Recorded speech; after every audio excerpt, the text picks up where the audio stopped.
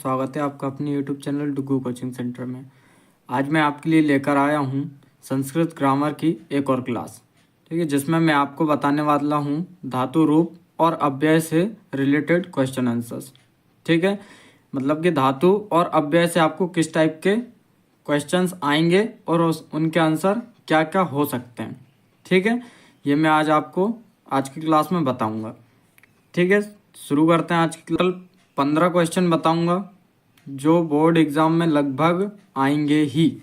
ठीक है, शुरू करते हैं आज की क्लास। सबसे पहले हेडिंग देख लेते हैं। देख क्या है? धातु रूपाणी या अव्ययः एक वाक्यन उत्तरत। ठीक है, मतलब कि धातु रूप और अव्यय से संबंधित एक वाक्यन प्रश्न है ये। ठीक है, मतलब कि एक वाक्य में आपको इसका उत्तर देना है। ठीक है, ये जरूरी नहीं है कि आपको ये एक वाक्य में ही पूछे जाएं ये क्वेश्चंस। ठीक है, ये आपको सही जोड़ी, खाली स्थान या सही विकल्प में भी पूछ सकते हैं। ठीक है, तो याद रखना किससे रिलेटेड है ये क्लास, धातु रूप और अव्यय से रिलेटेड। इसका फर्स्ट क्वेश्चन देखते हैं क्या है। बद धातोः लोट लकारस्य मध्यम पुरुषः बहुवचनम रूपम किम। ठीक है, इसका हिंदी में मतलब होगा कि जो बद धातु है, कौन सी बद धातु, इसके लोट लकार, कौन सी लकार पूछी हमसे, लोट लकार। ठीक है, तो लोट लकार का मध्यम पुरुष का बहुवचन का रूप क्या होगा, मतलब हमें किस किस में बताना है, लोट लकार का, मध्यम पुरुष का और बहुवचन बताना है हमें। ठीक है, क्या क्या बताना है, लोट लकार का, मध्यम पुरुष का, बहुवचन। तो इसका आंसर देखते हैं क्या होगा। इसका राइट आंसर होगा बदत। क्या होगा, सॉरी, क्या होगा, बदत।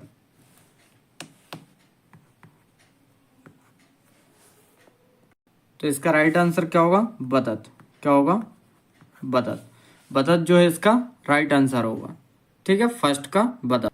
सेकंड क्वेश्चन है अस धातोः लिट लकारस्य प्रथम पुरुष बहुवचनम रूपम किम। अब हमें बताना है कि अस धातु का, लिट लकार का प्रथम पुरुष का बहुवचन का रूप क्या होगा। ठीक है, कौन सी धातु है, अस धातु है, लिट लकार का, इसका हमें प्रथम पुरुष का बहुवचन का रूप बताना है। ठीक है, तो इसका राइट आंसर होगा, इसका होगा भविष्यन्ति। क्या होगा, भविष्यन्ति।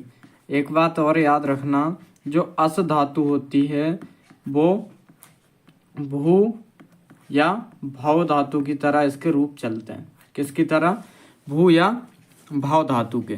ठीक है, तो अस धातु यानी भू या भाव धातु। ठीक है, तो इसका क्या होगा, भविष्यन्ति। राइट आंसर क्या होगा इसका, भविष्यन्ति। तीसरा प्रश्न है आपका लभ धातोः लट लकारस्य उत्तम पुरुष एक वचनम रूपम किम। लभ धातु है, उसका हमें लट लकार का उत्तम पुरुष का एक वचन बताना है कि क्या होगा। ठीक है, तो इसका राइट आंसर होगा लभे। क्या होगा, लभे। ठीक है, क्या होगा, लभे, याद रखना। फिर अगला प्रश्न है आपका प्रश्न क्रमांक 4। हन धातोः लोट लकारस्य प्रथम पुरुष एक वचनम रूपम किम। यानी कि आपको हन धातु का लोट लकार में प्रथम पुरुष का एक वचन क्या होगा, तो हमें ये बताना है। ठीक है, तो इसका होगा हंतु। क्या होगा, हंतु, याद रखना। ठीक है, फिर अगला प्रश्न है आपका गच्छति, प्रश्न क्रमांक 5। गच्छति क्रियापदे कः धातु अस्ति। मतलब कि गच्छति जो क्रियापद लिखा है इसमें कौन सी धातु है, ये हमें बताना है। गच्छति में, गच्छति में क्या होगा, गम धातु होगी। कौन सी, गम या गच्छ धातु।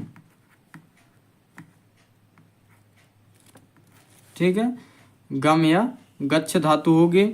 और ये जो गच्छति शब्द है, कौन सा, गच्छति, ये आपका एक वचन है। ठीक है, गच्छति एक वचन, गच्छति में गम धातु होगी। ठीक है, फिर अगला प्रश्न है आपका 6वां। गम धातो लंग लकारस्य प्रथम पुरुष द्विवचनम किम अस्ति। मतलब कि गम धातु का लंग लकार में हमें बताना कि प्रथम पुरुष का द्विवचन क्या होगा? गम धातु मतलब वही गच्छति, तो उसका राइट आंसर होगा अगच्छताम। क्या होगा? अगच्छताम। ठीक है। जब भी लंग धातु की बात आती है, लंग लकार की बात आती है, तो उसमें आगे क्या लग जाता है? आ लग जाता है। ठीक है। धातु के आगे क्या लग जाता है? आ लग जाता है लंग लकार में। फिर आपका अगला प्रश्न है प्रश्न क्रमांक 7, मोहनः तिष्ठति। ठीक है। अस्मिन् वाक्ये कः धातु, मतलब मोहनः तिष्ठति में इस वाक्य में कौन सी धातु है? तो तिष्ठ धातु मतलब जो तिष्ठति शब्द है, तिष्ठति धातु, तिष्ठति में जो होता है वो होती है स्था धातु। कौन सी? स्था। ठीक है, याद रखना तिष्ठति में कौन सी होगी? स्था, या तिष्ठ भी हो सकती है। ठीक है, लेकिन राइट क्या है आपका? ज़्यादा तर्क कौन सा यूज होता है? स्था धातु यूज होती है इसमें, तिष्ठति में। फिर अगला प्रश्न है आपका प्रश्न क्रमांक 8, वो है अहम अपि आपणम गच्छामि अस्मिन् वाक्ये अव्ययम किम अस्ति। मतलब ये जो शब्द लिखा है, वाक्य लिखा है, सॉरी, क्या है? अहम अपि आपणम गच्छामि। तो यहाँ पे हमें बताना है कि इसमें अव्यय क्या होगा। ठीक है, क्या बताना है कि इसमें अव्यय क्या होगा? तो इसमें क्या आ रहा है? अहम अपि, तो इसका में अव्यय जो होगा वो क्या होगा? अपि। कौन सा अव्यय होगा? अपि, याद रखना। ठीक है। फिर अगला प्रश्न है विद्या माता इव रक्षति अस्मिन् वाक्ये अव्यय पदम किम अस्ति। ये जो वाक्य लिखा है विद्या माता इव रक्षति, इसमें हमें बताना है कि अव्यय पद कौन सा होगा। तो इसका जो अव्यय पद होगा वो होगा इव। कौन सा होगा? इव। ठीक है, अहम अपि विद्या माता इव रक्षति, तो इसमें कौन सा होगा? इव। अगला प्रश्न है फिर आपका प्रश्न क्रमांक 10, इसका सदाचारः एव परमो धर्मः अस्मिन् वाक्ये अव्ययम किम अस्ति। मतलब सदाचार एव परमो धर्मः, ये जो वाक्य लिखा है इसमें हमें बताना है कि अव्यय क्या होगा। ठीक है, तो इसका राइट आंसर होगा एव। क्या होगा? एव। ठीक है, याद रखना आप। फिर अगला प्रश्न है आपका अचिरम गृहम गच्छ अस्मिन् वाक्ये अव्यय पदम किम अस्ति। क्या लिखा है? अचिरम गृहम गच्छ। इसमें हमें बताना है कि अव्यय पद क्या होगा। तो इसका राइट आंसर होगा अचिरम। क्या होगा? अचिरम। ठीक है, इसमें अव्यय क्या होगा? अचिरम। याद रखना, अचिरम जो है वो भी एक अव्यय है। फिर अगला प्रश्न है आपका अथ रामायण कथा आरभ्यते अस्मिन् वाक्ये अव्यय पदम किम अस्ति। आपका वाक्य क्या है? अथ रामायण कथा आरभ्यते।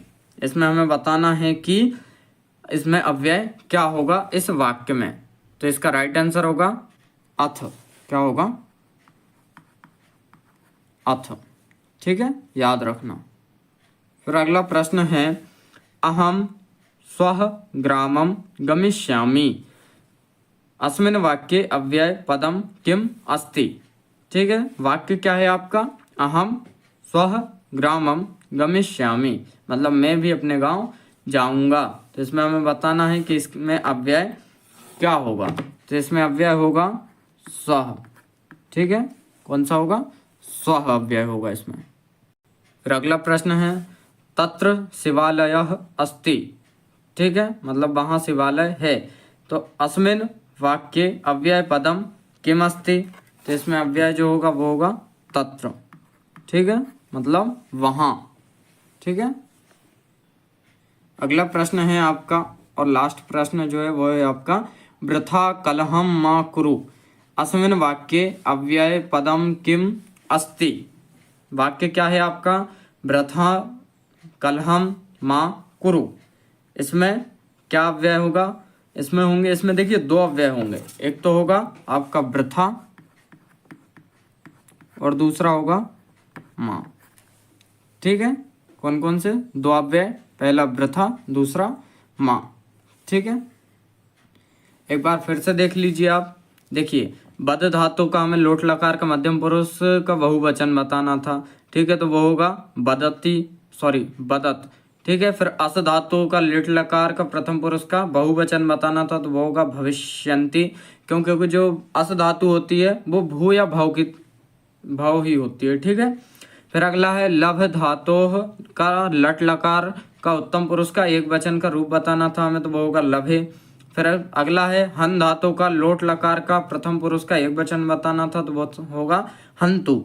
फिर गच्छति में कौन सा क्रियापद है, तो उसमें गम धातु होगी, ठीक है, सॉरी उसमें बताना गच्छति क्रियापद जो है उसमें कौन सी धातु होगी, तो उसमें होगी गम धातु।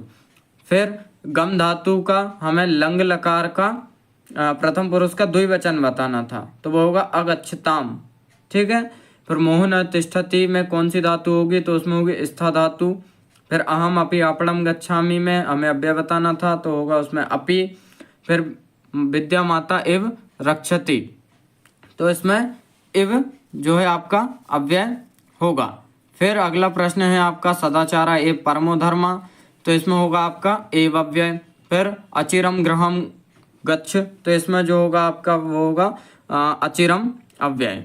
फिर अगला प्रश्न है अथ रामायण कथा आरभ्यते, इसमें हमें अव्यय बताना था, तो उसमें अथ अव्यय होगा आपका, ठीक है। फिर अगला प्रश्न है अहम स्वाह ग्रामम गमिष्यामि, इसमें भी अव्यय बताना था, तो इसमें होगा सह। फिर तत्र शिवालय अस्ति, इसमें भी अव्यय बताना था, तो इसमें अव्यय होगा आपका सह, ठीक है, सॉरी तत्र शिवालय वाले में होगा तत्र अव्यय होगा, ठीक है। फिर लास्ट क्वेश्चन है आपका वृथा कलहम माँ कुरु, इसमें आपको अव्यय बताना था, तो इसमें आपके दो अव्यय होंगे, कौन कौन से, पहला वृथा, दूसरा माँ, ठीक है। तो इस प्रकार से ये जो क्लास थी इसमें मैंने आज आपको धातु रूप और अव्यय से संबंधित पूरे क्वेश्चन आंसर बताए, ठीक है। और ये जो क्वेश्चन आंसर हैं आपको ये बोर्ड क्लासों में लगभग इनमें से ही आपको पूछे जाएंगे, तो इनकी तैयारी आप अच्छे से कर लीजिएगा, ठीक है। आज की क्लास कैसी लगी यह हमें कमेंट करके ज़रूर बताएं, वीडियो को लाइक करें, चैनल को सब्सक्राइब करें, धन्यवाद।